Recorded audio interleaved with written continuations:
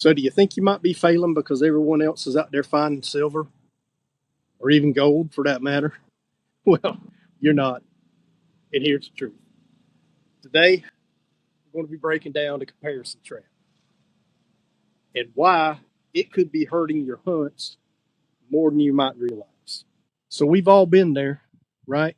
You scroll through a group or a forum or you watch a video and you see something or you see someone pull out a Civil War buckle or some bucket list coin, right?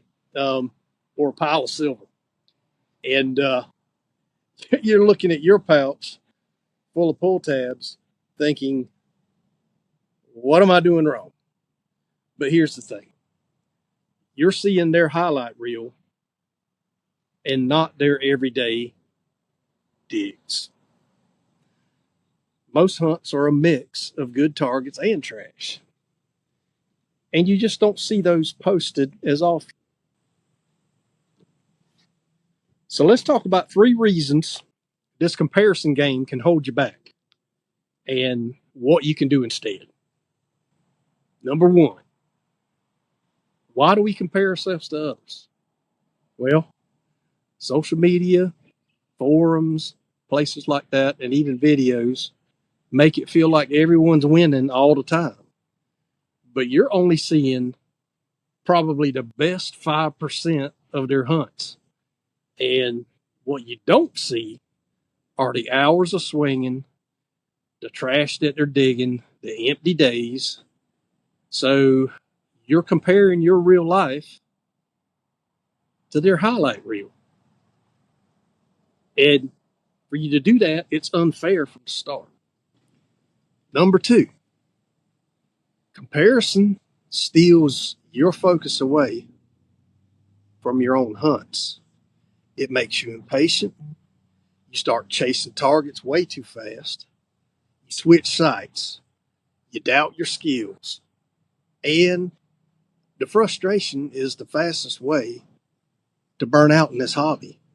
And I almost quit more than once because of this same thing. Then, I reminded myself that every site's different. Every hunter's soil and their experience is different. So remember that. And number 3, what are we going to do instead? What do you do instead of comparing yourself to others? Well, make your biggest competition your last hunt. Track your own progress. Less trash, better swing, learning new settings. It's those small wins like that. You celebrate those. Celebrate the small wins. And when you see someone else's big find,